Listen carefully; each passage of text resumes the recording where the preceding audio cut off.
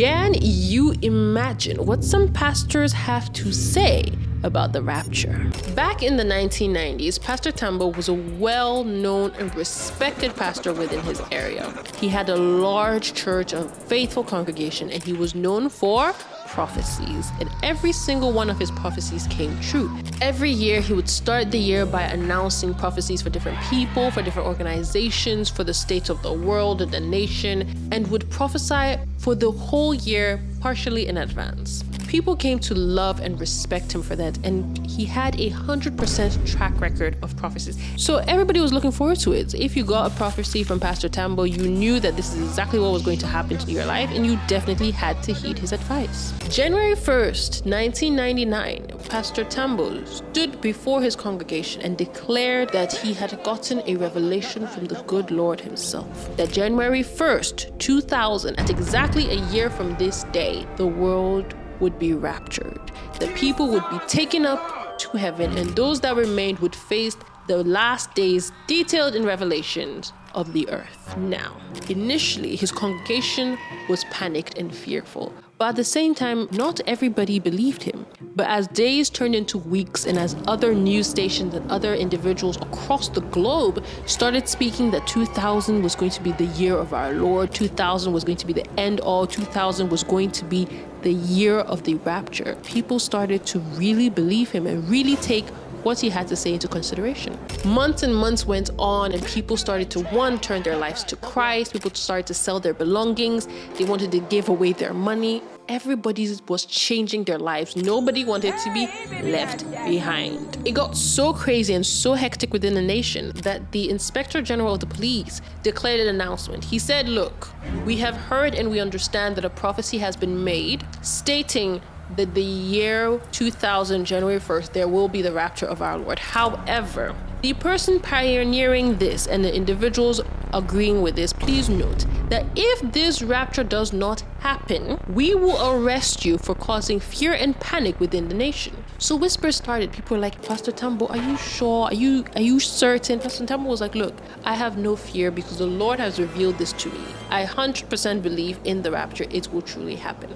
Now, as the year was ending and the time was drawing near, again, people started to panic. People started to be worried, and people came to Pastor Themba asking him for advice and guidance to ensure that they would be raptured. As the day finally approached, January 1st, 2000, people stayed locked indoors, stayed in their houses, praying, doing everything possible to ensure they were part of the rapture. Unfortunately, a lot less people were gone than expected. Certain people did, in fact, go missing. And as the days went on and as the days passed, January 1st turned into January 5th, January 10th. And people said, okay, some people are missing. So the police searched for them. And truly, those people were indeed completely missing. But whispers started to appear and said, but if people have indeed been raptured and we've been left behind, why is Pastor Themba still here? But he had an answer for everything. Pastor Themba said, look, the rapture has indeed happened, but the Lord ensured that I stay to continue my work and to ensure more people get saved and go to heaven. By this time, people were very disagreeable. People were not amused. And one specific person, in fact, Christopher Diallo. Christopher Diallo had been an activist throughout the 90s, and he was not amused and not in favor of Pastor Themba. He started to rally the troops, talk to people and say, this cannot be true, this cannot be happening. Christopher's biggest concern was that his own best friend had been apparently raptured because he was missing and no police could tell him where he was. However, Christopher was sure that the night of the 31st, he had seen armed men come and grab his friend before he supposedly went missing. And with that, an investigation was started. The police searched everywhere. They spoke to Pastor Themba, and yet they could come up with no information. Now, 3 years later, after having no sign of the supposed Antichrist, the Inspector General of Police said, look, we've given you time. We have not confirmed that the rapture really and truly happened. So we're launching an investigation into you, Pastor Themba, and into the missing people that we have heard nothing of, because they honestly were not many. One day, the police force and Christopher Diallo entered Pastor Tambo's home. They had a search warrant detailing that they could search his entire premises, including his backyard. Themba was furious and tried to fight them, but with a search warrant, there was nothing he could do. The police went through the whole house and even his backyard, which was barren, uncultivated land. And there, after hours of digging, they found skeletons, people buried underground. In that moment, Themba tried to run. He didn't get very far before he was apprehended by the police and taken straight into custody. During court proceedings, after several hours of interrogation, Pastor Themba eventually pled guilty to 48 counts of murder.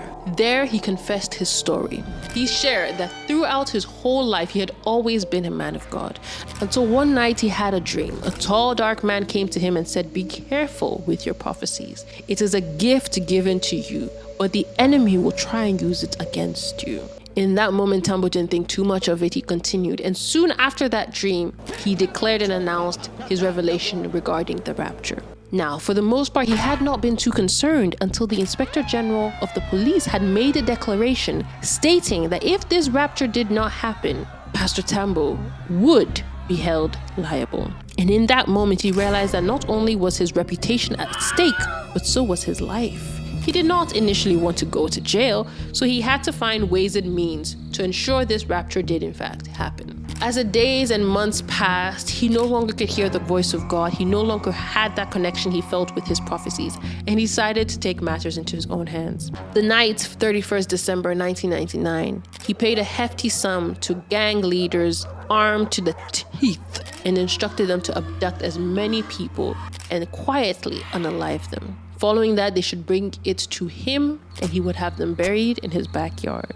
Themba agreed that truly, for the first time in his ministry, this had not been an order from God. He had been fearful for his life, fearful for his reputation, and had taken matters into his own hands. Unfortunately for him, the police had gotten in touch with one of the gang members who had confessed to the crimes. That is how they ended up at his doorstep. Several days later, July 21st, 2004, Pastor Themba was found unalive in his jail cell. He had hung himself. His trial was never completed. Christopher Diallo was hailed as an activist and an enforcer of justice, and Pastor Themba's church was closed down permanently. Now that's our Entangled Web for the day.